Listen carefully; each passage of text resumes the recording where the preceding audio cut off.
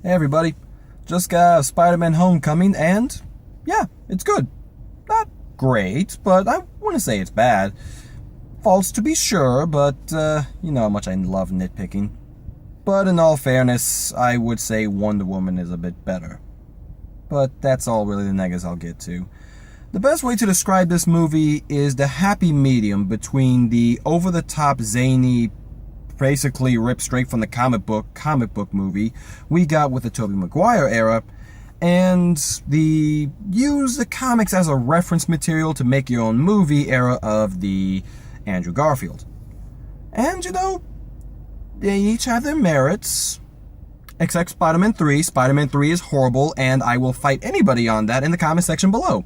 Please tell me, how is Spider-Man doing the electric boogaloo down the alley, snapping his fingers like he's trying to be a wannabe Johnny Bravo, and whiny little Flash in a church asking God to kill Peter Parker, or Spider-Man, or whichever that was? I've been trying actively to block that from my memory, and it's working. It's almost there. It's almost there. Can't get the Ghostbusters out of my head, but you know, with time, it might go. It might finally go. And movies like this will help. It's honestly about what you would expect. And if you were able to avoid the trailers, good on you. You'll be in for a couple of nice shocks and surprises. But one of the biggest gripes I've heard people talk about when relationship to this movie is that I've seen the trailers and the trailers tell me everything. You're half right. There is more to it than meets the eye, but it's kind of like giving somebody the outline. You don't get all the 2/3 of an outline. You don't get all the little meat and potatoes that go with it, and you don't really get the ending, but yeah, you can kind of think in your head, okay, this scene's coming up, check mark. This scene's coming up, check mark. Oh, I thought that'd be later in the movie. Check mark, check mark. And then there's that one scene you go, I haven't seen that scene yet. Oh, let me guess. Shot for the trailer. Because that's a new thing these days, and it's really, really starting to make me mad. It's not as bad as Amazing Spider-Man 2. I promise you that. Because if you look at the trailers for that movie, they're two different movies. Like two completely different movies. I wouldn't say they're that great, but, you know, take what you can. But more to this one. Tom Holland does a really good job as Spider-Man.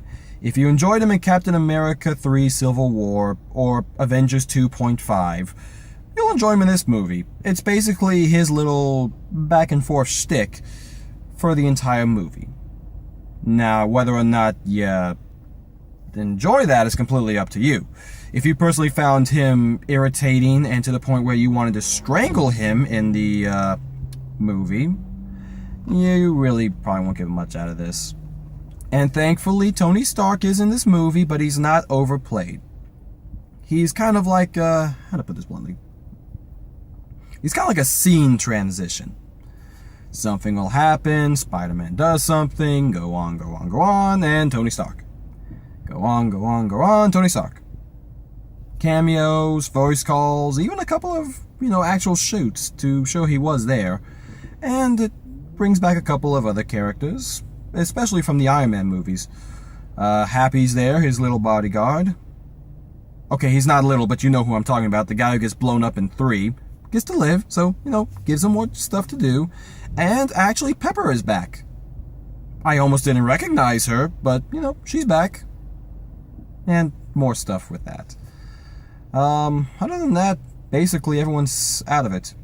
Except for one Avengers cameo that I will not spoil in this because it is great. Oh, and by the way, definitely stay through to the end. There is a post-credit scene, and you should definitely watch it. There's a mid-credit scene too, so don't let that fool you. Man, honestly, you're not missing much from that one. But the post-credit scene, so good. So represented this movie as a whole, and just, great Avengers material. By the way, nobody talk about it in the comment section below. Most of you usually don't, but I'm just saying, nobody spoil this. You don't spoil the ending credit scene. Unless you're talking about the DC movies, in which case, well, if they ever have one, please let me know. But, yes, And this brings us to the problem a lot of Spider-Man movies had, honestly, the villains. They're either zany and over the top, or so egomaniacal and complex you think that Christopher Nolan wrote them. And this guy, let's just say we can chalk this up to Tony Stark again. I think this is literally the underlying message of all of the Marvel movies. This is Tony Stark's fault. I don't know how, but I guarantee you he's somehow related to Ego the Living Planet. Because everything in the freaking Marvel universe is Tony Stark's fault. You know, when Thor Ragnarok comes out, I'm just gonna throw this out here that somehow it might be Tony Stark's fault again. I don't know, maybe he left a soda can in Valhalla that fell over and knocked over the security system, so when Loki and, I'm guessing Lady Styx, invade, you know, their defenses are destroyed because of Tony Stark's Coca-Cola. Stop making everything Tony Stark's fault, please! He's a good character in this, and he's trying, my God, is he trying to be better. At least he didn't try to break the Avengers up like Captain America did. Not attempted, did. While I will say Captain America 3 is a good movie, I will not say I enjoyed it. It's one of those movies I'll say is good, but I will not watch it again. Except for the airport fight scene. And Tony Stark trying to make out with Aunt May. Watch the movie, it'll make sense. But yeah. But back to Spider-Man Homecoming. A very misleading title, I might want to add. You know, Guardians of the Galaxy keep it simple, without much of a subtext. And Thor, you know, the Dark World, at least the majority of it takes place within the Dark World and is referenced throughout it. Captain America, you know, you got First Avenger, Winter Soldier was all about Winter Soldier, and Civil War was basically Civil War. And they didn't cheap out on that. They got most of the cast. So, this one's Homecoming, it doesn't really have much of a point to it. Yeah, it's a little background dressing and a setup for the final scenes we get. But overall, it's not really, you know, poignant. It's just there. Something that was like nagging in the back of my mind. But, the fight scenes themselves are actually well choreographed. Like I said, it's the nice medium between the Tobey Maguire and the Andrew Garfield era.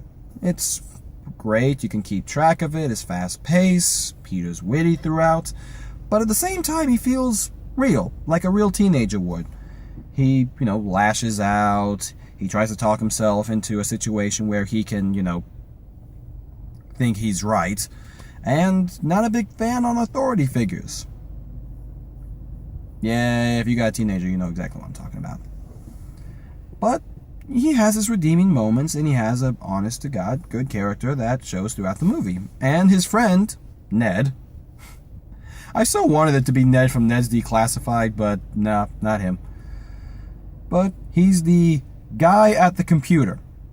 That is his actual tag he calls himself. He's the guy going from computer to computer helping Peter out throughout the movie. And good for him. It's nice to have a nice friend who's got your back. Even though he, you know, makes your life sometimes hectic. Friends. So, yeah, Spider-Man Homecoming. It's alright. Like I said, it's a good movie. You'll get your money's worth out of it. If you enjoyed Spider-Man, if you know, heck, if you can look me in the eye and tell me you liked Spider-Man 3, you'll love this movie. I mean, you won't get to see him dancing down the street, but, you know, you'll get something. I'm sure you'll get something. But if you're one of the people who watched Civil War and found him grating and annoying, and you personally couldn't stand the thought of watching it, you can kind of get away with this. I don't see anything here really being a setup for the next movies, with the exception of a couple of name drops of items that Tony Stark has in his arsenal. It's nothing really, you know, that big in the grand scheme of things, which is good. It keeps it, you know, ground level. So, take with that what you will. Next week, if my memory serves me, is Planet of the Apes. The final ape movie and a very, very good trilogy. Well, in the making already. Seriously, if you haven't seen it, go watch Dawn of the Planet of the Apes and Rise of the Planet of the Apes. Both really good movies. Seriously, they're amazing. And hopefully this one will be amazing too. And we can have a good, strong trilogy. Last time I said those words, I was talking about Kung Fu Panda. Yeah, it's kind of messed up. But anyway, guys, I look forward to seeing next week. Hopefully, be very good. Anyway, I'm Kevin Riley signing off. See you guys next time, and yeah, have fun.